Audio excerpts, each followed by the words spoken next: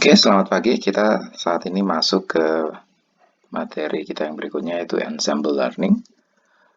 Dari pertemuan kedua sampai ke pertemuan 10 kemarin kita sudah belajar berbagai algoritma machine learning dari KNN, nearest neighbor, Gaussian Life Bias, decision tree, linear classifier dan keluarganya, termasuk support vector machine.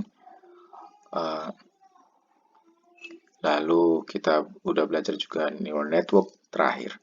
Dari algoritma yang sudah kita pelajari pada prinsipnya adalah kita berusaha menambah kompleksitas dari algoritmanya supaya dengan harapan kita ketemu satu classifier yang mampu menyelesaikan masalah yang akan kita selesaikan.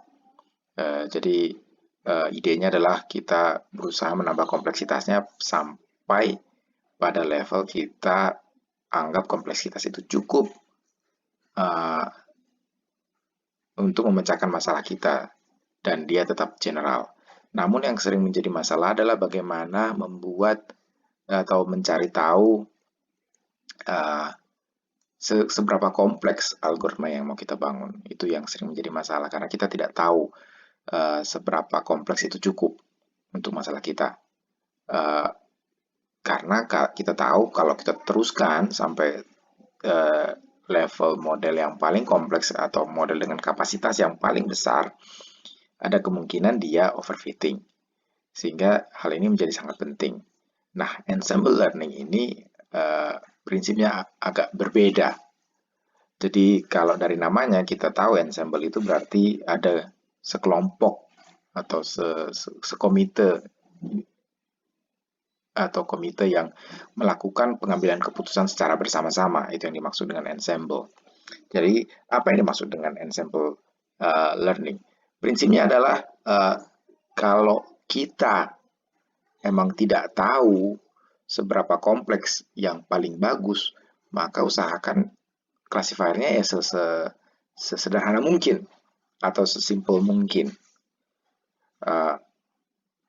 Jadi itu prinsipnya. Jadi kita membuat classifier yang seakan-akan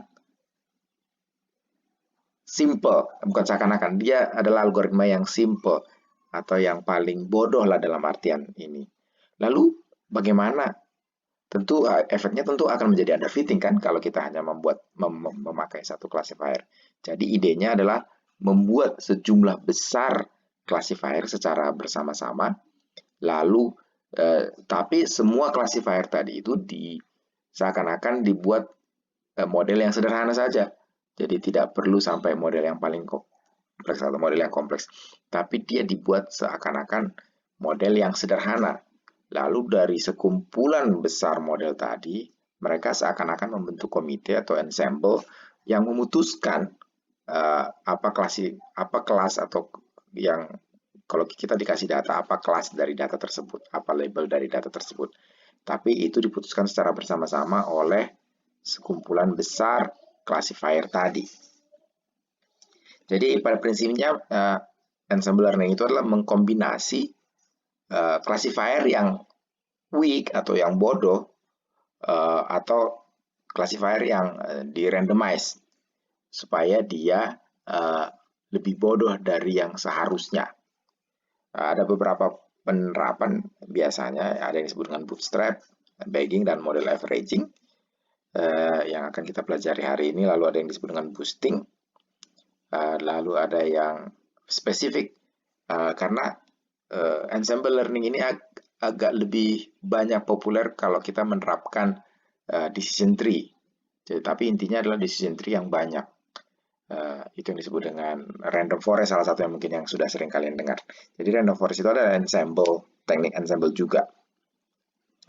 Jadi pada prinsipnya kita membangun banyak classifier, tapi classifier tersebut adalah classifier yang weak atau yang harusnya memang underfitting kalau dia sendirian. Tapi kita gabungkan dengan sejumlah besar classifier, bisa classifiernya yang sama-sama misalnya decision tree, sama-sama KNN, atau bisa juga classifiernya yang berbeda-beda, tapi semuanya seakan-akan dibuat jadi lebih bodoh atau lebih weak classifiernya. Lalu bagaimana proses membangun classifier tersebut? Jadi misalnya kita punya data D, dan kita akan membuat banyak classifier berdasarkan data D tadi. Jadi kita punya classifier 1, F1, classifier 2, F2, sampai classifier ke M, FM. Jadi kita punya M sejumlah classifier. Lalu hasil prediksinya itu merupakan hanya adalah pembobotan atau weighted average. Kalau kita bicara regresi, maka outputnya adalah weighted average dari semua classifier tadi. Outputnya adalah pembobotan dari weighted average dari atau average dari classifier tadi, itu yang dijadikan outputnya. Kalau kita bicara klasifikasi, adalah suara terbanyak dari semua classifier ini.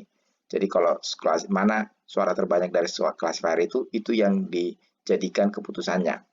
Nah, tentu ada pendekatan yang dimana kita memberi bobot yang berbeda. Jadi alpha M ini bisa sama untuk semua classifier. Jadi misalnya kita kasih bobot yang sama untuk semua classifier, atau kita membuat bobot yang berbeda untuk setiap classifier. Misalnya dengan asumsi bahwa tentu kita punya tingkat kepercayaan tertentu atau yang lebih terhadap classifier tertentu, tapi tidak terlalu baik untuk classifier lain. Misalnya kita memberi bobot yang lebih besar untuk SVM, sementara misalnya kita bobot yang lebih rendah dengan perseptron.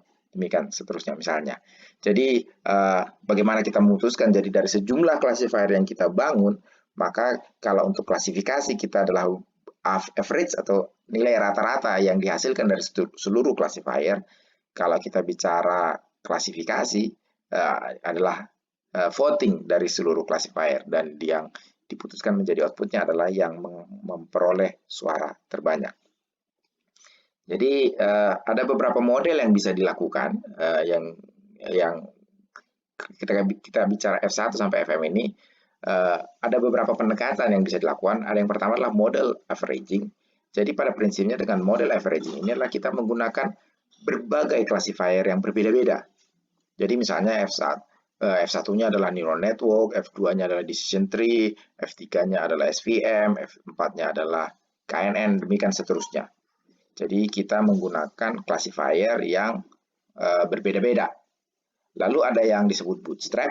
Bootstrap itu kita menggunakan model yang sama. Jadi semuanya adalah decision tree, semuanya adalah KNN, semuanya adalah neural network, semuanya adalah SVM. Lalu bagaimana kita membedakan? Karena misalnya kalau kita bicara decision tree, misalnya kalau kita membangun dengan data yang sama, tentu efeknya adalah tree yang dihasilkan tentu akan yang sama, ya kan? Karena dibangun berdasarkan data yang sama. Lalu bagaimana mengubah setiap tree itu supaya berbeda?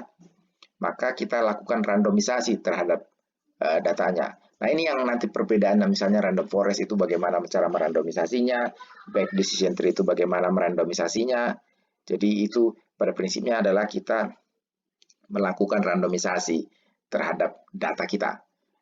Yang paling simpel adalah kita mengambil sampel. Jadi kalau misalnya kita pakai decision tree, lalu di decision tree pertama adalah kita subsample dari D ini, misalnya kita ambil 1/10 hanya dari datanya secara random, lalu di tree kedua kita ambil juga lagi 1/10 dari datanya, lalu di tree ketiga kita ambil 1/10 dari datanya secara random, lalu kita bangun berapa banyak tree yang kita hasilkan berdasarkan sampel dari data yang kita punya.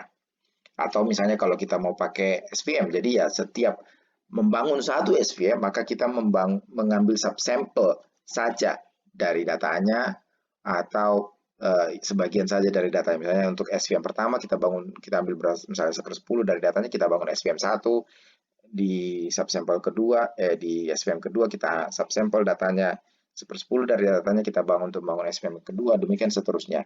Lalu setelah semua modelnya terbangun, maka kita lakukan voting terhadap output dari datanya, dari data yang kita punya di data test.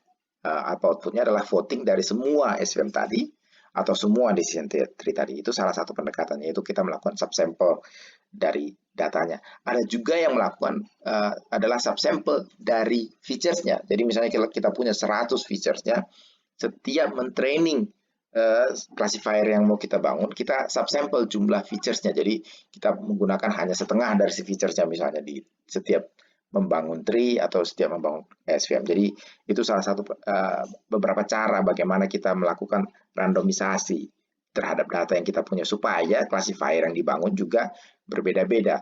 Dan randomisasi ini berperan juga untuk membuat classifier itu menjadi lebih bodoh karena pada prinsipnya dia kan tidak pernah melihat keseluruhan datanya.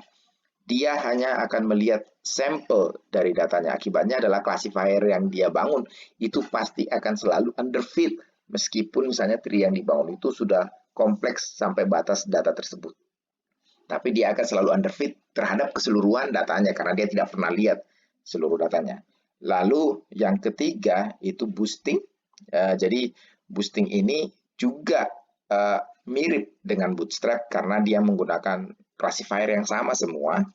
Namun dalam hal ini kita melakukan pembobotan terhadap datanya. Jadi kita melakukan modifikasi terhadap datanya, dikasih bobot yang berbeda. Di model pertama dikasih bobot yang berbeda dibanding bobot kedua, tapi datanya keseluruhannya kita pakai. Jadi itu bedanya.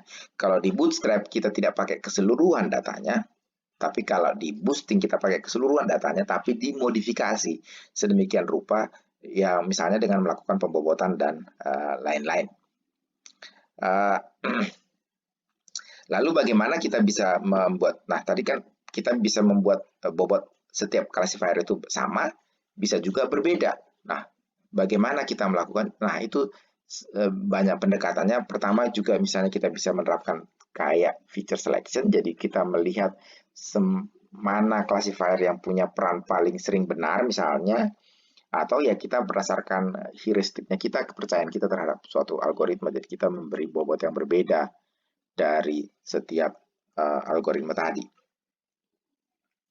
Oke, kita masuk ke yang pertama, bootstrap dan bagging. Jadi kalau bootstrap, kita punya dataset D, misalnya dengan ukuran N, lalu berdasarkan dataset yang kita punya seluruh tadi, kita ambil subsample dari datanya sejumlah M saja, sehingga datanya yang kita punya adalah DM, di mana DM ini adalah resampling dari D. Namun kadang kita juga lakukan replacement, jadi kayak seakan-akan kan misalnya kita punya data 1000, tapi kita hanya ambil 100. Nah, tapi untuk klasifikasi kita tetap menggunakan 1000, yaitu dengan cara kita replace yang 900 lagi bisa secara random dengan misalnya teknologi augmentasi, kita augmentasi datanya, atau bisa juga kita hanya sekedar mengcopy data yang sama, jadi 1000 datanya, tapi di copy 10 kali hal yang sama. Lalu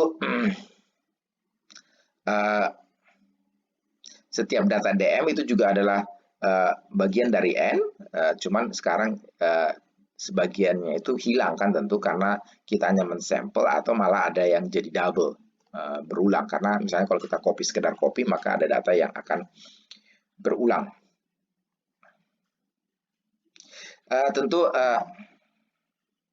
akan terjadi perbedaan misalnya antara keseluruhan distribusi dari karena kita melakukan sampel, tentu akan berubah distribusi dari datanya dengan distribusi dari keseluruhan data yang kita sampel.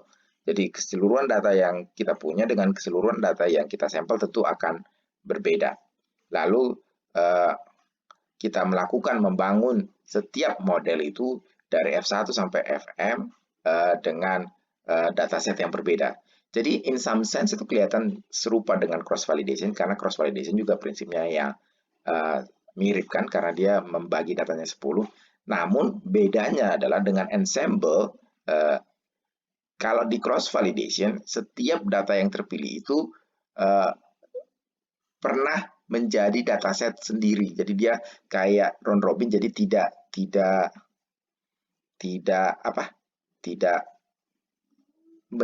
kalau kan ini udah dibagi 10 jadi 1, dataset itu hanya akan pernah sekali menjadi test set itu di cross validation.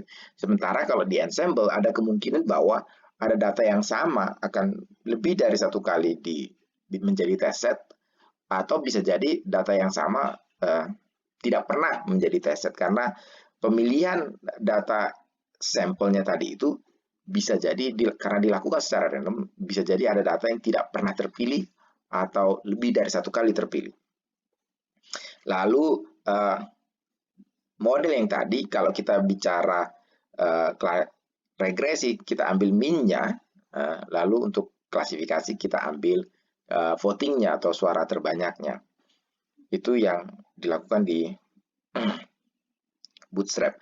Bagging itu sebenarnya mirip dengan Bootstrap aggregation, cuman dia beda. Oh, ini cuman lalu kita rata-ratakan kalau dia di Bootstrap dan Bagging. Ini bisa kita lihat hasil klasifikasinya, hasilnya. Ini yang dihasilkan oleh tree yang original. Sementara ini yang dihasilkan oleh naive Bayes. Bisa dilihat dengan Bootstrap dan Bagging ini, tapi perbedaan cara mengambil keputusannya, satu dengan konsensus yaitu dengan suara terbanyak, satu dengan probability yaitu bias probability dia mengambilnya. Bisa dilihat bahwa ada kemungkinan kalau kita menerapkan Bootstrap dan Bagging itu akan lebih baik dari dengan decision tree. Ini bias maksudnya kalau kondisi yang ideal ya, jadi yang paling baik, bias yang paling baik. Kalau kita ambil Bootstrap dan Bagging, kita menambah sampel dari Bootstrapnya, jadi kita membangun tree yang lebih baik. Kalau kita bicara tree, misalnya tree yang lebih banyak, kita bisa lihat bahwa efeknya Bootstrap dan Bagging itu performance-nya akan secara konsisten lebih baik kalaupun kita hanya membangun dengan satu tree saja. Oke, jadi ini yang tadi kalau kita misalnya juga melakukan probability untuk melakukan konsensus, mengambil keputusan kelasnya, kita menggunakan Bayesian model average. Jadi asumsinya kita adalah F1 sampai Fm itu adalah model yang berbeda. Namun tentu pemberian bobot yang sama akan efeknya tentu tidak signifikan atau tidak besar. Bisa melakukan pembobotan dengan cara memberikan berdasarkan teorema Bayes pembobotan untuk setiap model yang dihasilkan. Jadi Bayes averaging itu kita menghitung average dari probability class given datanya dan given modelnya dan given keseluruhan datanya. Jadi pada prinsipnya adalah kita cari mana model dengan probability yang paling bisa menghasilkan ini, walaupun dia sendirian itu tapi lebih sering benar, tentu dia diberikan bobot yang lebih besar dibandingkan misalnya model yang lebih jarang benar. Jadi dia memberi bobot yang lebih terhadap model yang lebih sering benar dan bobot yang kurang kalau dia jarang benar. Kita juga bisa melihat output atau ensemble classifier ini sebagai features yang berbeda-beda. Jadi karena pada prinsipnya kan setiap classifier yang kita training itu akan menghasilkan keputusan sendiri. Keputusan itu yang akan bisa secara average atau secara voting, maka kita bisa menganggap bahwa output yang dihasilkan setiap model tadi yang F1 sampai Fm tadi adalah pada prinsipnya seperti features yang masuk yang akan digunakan oleh classifier terakhir, yang classifiernya berupa hanya misalnya pakai Bayes model, misalnya Bayes model averaging atau hanya sekedar voting. Jadi kita bisa anggap setiap model itu adalah features yang dipakai untuk linear classifier. Karena misalnya kalau kita lakukan weighted average, bisa kita lihat bahwa pemberian penerapan weighted average itu pada prinsipnya seperti linear classifier. Jadi kan ini kan kayak linear, ini kan adalah persamaan yang sama di linear classifier. Jadi kita bisa hubungkan antara bobot yang dihasilkan itu sebenarnya adalah seperti penerapan linear classifier dengan features yang berbeda-beda. Jadi bisa kita anggap bahwa output dari setiap model itu pada prinsipnya seperti features yang melakukan transformasi, yang ditransformasi pada linear classifier. Dan ini bisa membantu kalau kita asumsikan seperti itu, kita bisa menggunakan prinsip yang sama di linear classifier, di mana kita mencari parameter alpha, yaitu bobot di sini pada linear classifier pada prinsipnya dipakai sebagai cara pembobotannya. Jadi kita bisa melihat features itu adalah output dari setiap classifier yang akan masuk pada sebuah linear classifier akhir, dan kita mencari parameter yang untuk setiap modelnya seperti kita mencari parameter di linear classifier. Jadi tentu kita tahu, tapi ya tentu efeknya adalah karena kita bicara classifier, misalnya kalau kita punya 100 misalnya learner, tentu ini bisa sensitif terhadap overfitting. Tentu kita bisa melakukan regularisasi juga hal yang sama di sini. Jadi seakan-akan kita melakukan regularisasi bukan kepada satu classifier, tapi kepada output dari banyak classifier yang kita anggap bahwa output dari setiap classifier, sub-classifier tadi itu adalah seperti features di linear regression. Jadi kita bisa melihat itu seperti itu. Oke, itu tadi bagging, lalu boosting. Pada prinsipnya, kalau tadi kita bicara bagging itu model ditrain pada data yang sama, tapi seakan-akan disampel atau randomize. Kalau boosting itu kita memberi pembobotan yang berbeda. Jadi kita memberi bobot yang berbeda kepada classifiernya. Yang membedakan juga adalah kalau bagging itu biasanya kita bisa training, karena kan proses training setiap classifier itu bisa dilakukan secara paralel. Artinya bisa kita lakukan, kita langsung, misalnya kita membangun 100 classifier, langsung kita secara random memilih subsample dari datanya 100, lalu setiap subsample itu digunakan untuk mentraining setiap classifier selesai. Nah, kalau boosting pada prinsipnya adalah kita membangun classifier secara seri, di mana classifier yang berikutnya ini belajar dari kesalahan classifier sebelumnya. Jadi kayak di adaptive boosting itu memberi bobot yang lebih besar terhadap data-data yang salah pada classifier sebelumnya. Lalu itu digunakan sebagai dasar membangun classifier berikutnya. Jadi dia dibangun secara seri. Jadi dia melakukan adaptasi terhadap each learner. Jadi misalnya classifier pertama di training terhadap keseluruhan datanya, diperoleh errornya, lalu berdasarkan error yang diperoleh di hasil classifier kedua, data-data yang sering error dikasih bobot yang berbeda, lalu di training lagi untuk classifier kedua. Tentu efeknya adalah dia akan lebih cenderung benar, karena kan dia dikasih bobot yang lebih besar di error, yang di data yang dia error, maka tentu classifier tersebut akan lebih cenderung bias terhadap data itu, data yang error tadi di classifier pertama. Lalu di classifier berikutnya, error yang didapat di classifier kedua, data-data yang dia salah di sana dikasih bobot yang lebih besar lagi untuk di training di classifier ketiga. Demikian seterusnya sampai kita memenuhi berapa jumlah classifier yang ingin kita training. Jadi kita melakukan adaptasi terhadap data untuk setiap learnernya, dan kita beri bobot yang berbeda berdasarkan data tersebut. Lalu dengan demikian boosting itu melakukan kombinasi berbagai classifier yang lemah untuk menghasilkan kayak semacam series dari classifier yang tentu akan lebih powerful. Setiap learner itu dibangun yang simple-simple. Jadi ketika kita bangun misalnya untuk classifier pertama, kita gunakan aja yang paling simple.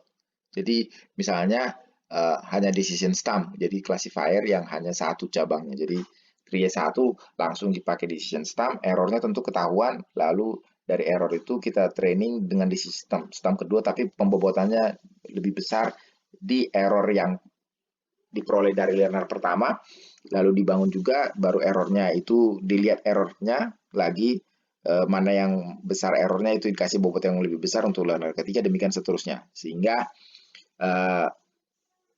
dari banyak learner, weak classifier, kita bisa membangun yang lebih powerful berdasarkan series dari learner tadi.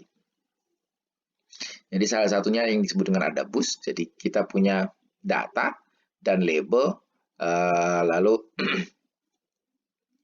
kita membangun classifier itu berdasarkan pembobotan yang kita peroleh, misalnya berdasarkan error yang diperoleh dari classifier pertama.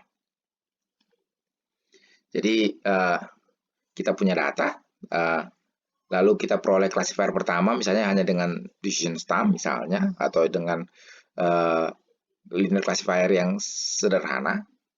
Biasanya sih banyak dipakai di decision tree, jadi saya contohkan di sini decision tree saja. Jadi misalnya decision sum, lalu berdasarkan error dari decision sum, kita kasih pembobotan di datanya supaya dia lebih bias terhadap data yang sering error dari classifier pertama. Lalu dari situ kita peroleh classifier kedua, lalu berdasarkan error di classifier kedua, kita lihat mana yang errornya, di situ kita kasih bobot besar, lalu pembobotan itu digunakan untuk melatih classifier ketiga. Demikian seterusnya sampai kita membangun sejumlah M classifier yang kita bangun. Lalu bagaimana pengambilan keputusannya? Tentu tinggal weighted sum kan saja atau di voting, tapi tentu kita memperhatikan bobot dari setiap classifiernya. Itu ada boost. Jadi bedanya adalah ada boost menggunakan seluruh datanya, atau boosting ada boost misalnya menggunakan seluruh datanya, tapi bagaimana dia membedakan setiap classifier adalah dia memberi bobot yang lebih atau memberi bobot terhadap iterasi berikutnya dari datanya, sehingga dia akan menghasilkan classifier yang bias terhadap error yang diperoleh dari data sebelumnya. Jadi ini algoritmanya, jadi kita punya data, kita inisialisasi, lalu untuk sampai seluruh classifier kita feed data kita terhadap data yang kita bobotkan. Kalau di iterasi pertama misalnya tanpa bobot, lalu kita hitung errornya, lalu berdasarkan error itu kita beri bobot yang lebih terhadap error itu tadi, sehingga nanti di iterasi berikutnya dia adalah data itu adalah pembobotan terhadap berdasarkan error dia dari classifier yang sebelumnya, sehingga artinya dia akan memberi bobot yang lebih terhadap data yang salah di classifier sebelumnya. Oke, jadi ini ada boost. Jadi kita pada prinsipnya juga bisa kita lihat sebagai pembobotan sebuah linear classifier, di mana sekarang kita punya parameter tambahan yang kita mau bobotkan, yaitu di mana parameter itu adalah parameter yang parameter untuk classifiernya. Jadi seakan-akan menunjukkan seberapa penting classifier itu berdasarkan error yang, jadi ada dua bobot. Bobot pertama untuk yang diperoleh dari berdasarkan error di datanya, dan bobot kedua adalah seberapa penting classifier itu sebenarnya. Jadi kita bisa menerapkan semacam linear classifier, tapi dengan sekarang tambahan dua parameter. Jadi kita bisa menggunakan prinsip yang sama dengan linear classifier. Oke, kalau ada boost tadi mengenerate berbagai basis function dengan berbagai data yang diberi bobot yang berbeda, bergantung terhadap error yang dihasilkan oleh classifier sebelumnya, maka kita bisa mengenerate basis function untuk classifier tersebut dengan memfitting mereka dengan gradient dari loss-nya. Jadi mirip prinsipnya, cuman bedanya adalah kalau ini adalah berdasarkan error dari klasifikasinya, kalau ini berdasarkan error bukan dari error klasifikasi, tapi dari loss yang diperoleh. Jadi prinsipnya agak berbeda terhadap apa yang dipakai sebagai cara pembobotannya. Kalau ini dari berdasarkan error datanya, kalau ini berdasarkan loss function yang dipakai, seberapa jauh loss function itu dengan yang seharusnya. Jadi kalau di sini, kalau tadi kita menghitung error klasifikasi, kalau di sini kita hanya menghitung loss-nya.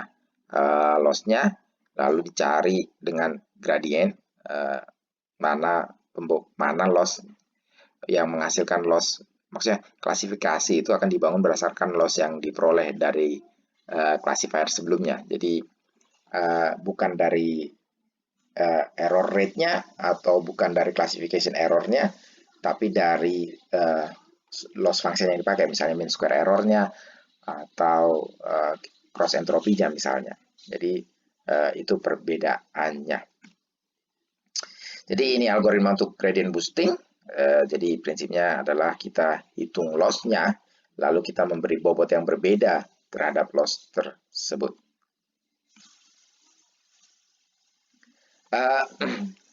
In some sense kita akan lebih prefer loss dibanding penggunaan akurasi, karena loss ini kan udah bisa kita peroleh on the run dari di proses trainingnya.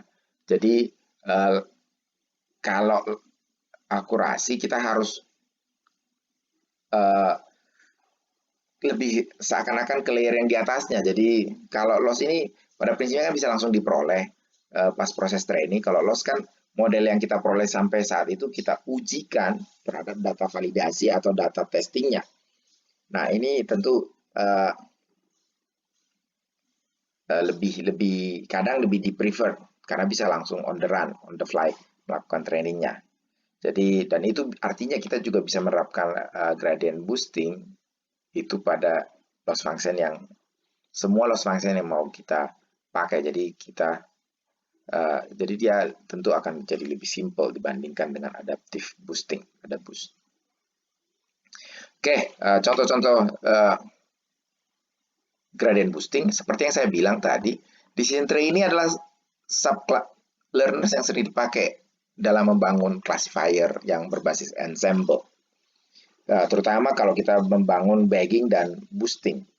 Karena pada prinsipnya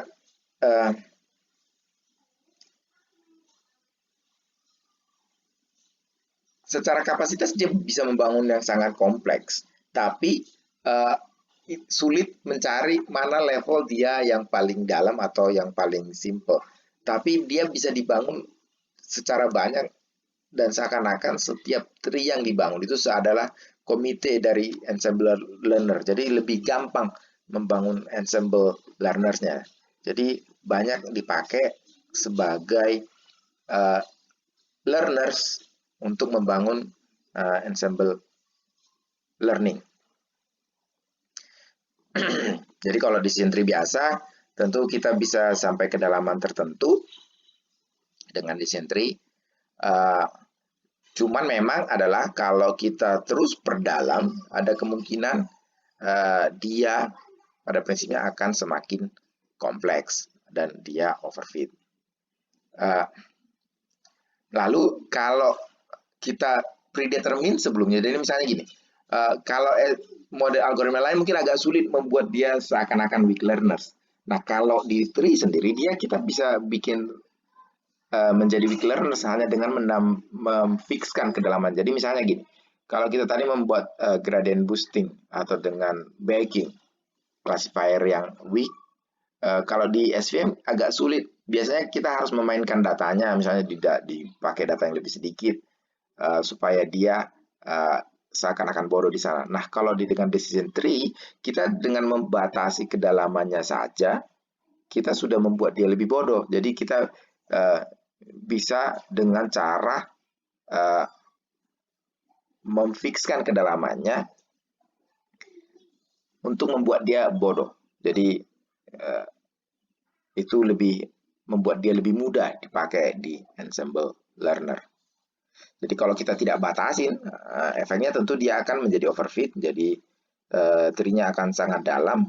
Tapi kalau kita batasi, misalnya kita hanya menggunakan yang paling simple dari decision tree yang disebut dengan decision stump, yaitu tree yang hanya dengan satu kedalaman, hanya satu split, maka kita bisa membangun gradient boosting dari tree yang banyak tadi dengan kedalaman yang difixkan bisa hanya satu saja, decision stump, atau misalnya 2 atau 3, dan ini terbukti sangat efektif. Jadi misalnya kita lihat, kalau kita menggunakan keseluruhan tree, maka untuk spam error misalnya kita peroleh error sekitar 8%, dengan decision stump aja jadi kita membangun boosted atau ensemble learner dengan hanya decision sum semua, kita bisa improve sampai 4,7 errornya sekarang.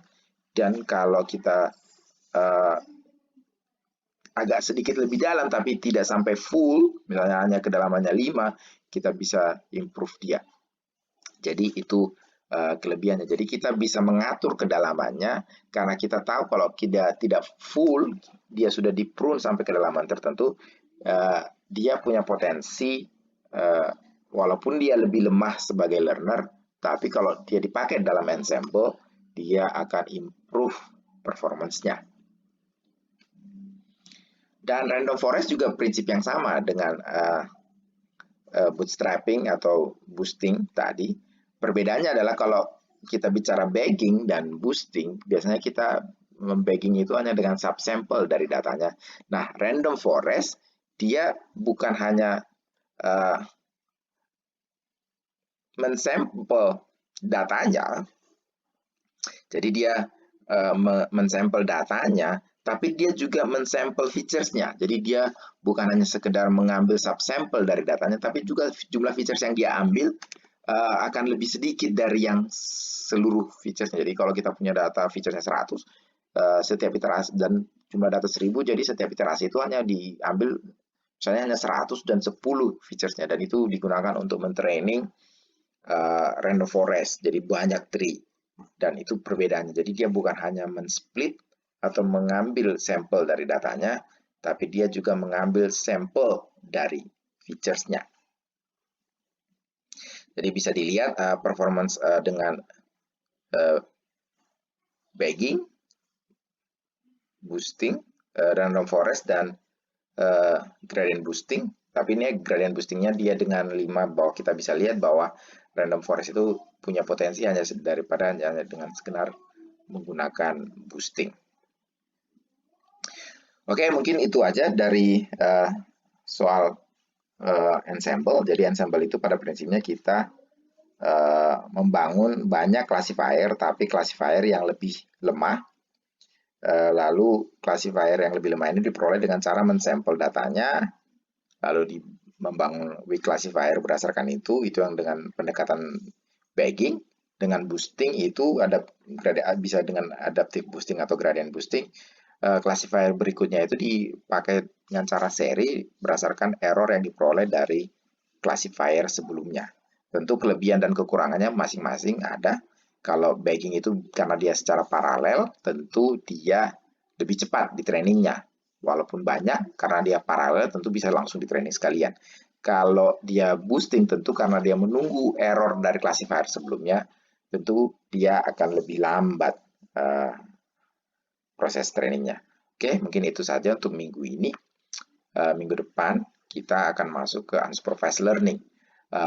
Sebagai catatan, kita akan melakukan presentasi project itu di pertemuan 13. Jadi 2 minggu dari sekarang. 13, 14, 15 saya rencanakan kita akan presentasi projectnya. Jadi yang belum selesai projectnya harap diselesaikan paling lama minggu depan. Karena setelah minggu depan kita akan project presentasi yang akan saya pilih secara random. Jadi pertemuan 13, 14, 15 adalah presentasi project. Oke, demikian aja sampai hari ini materi ini. Terima kasih.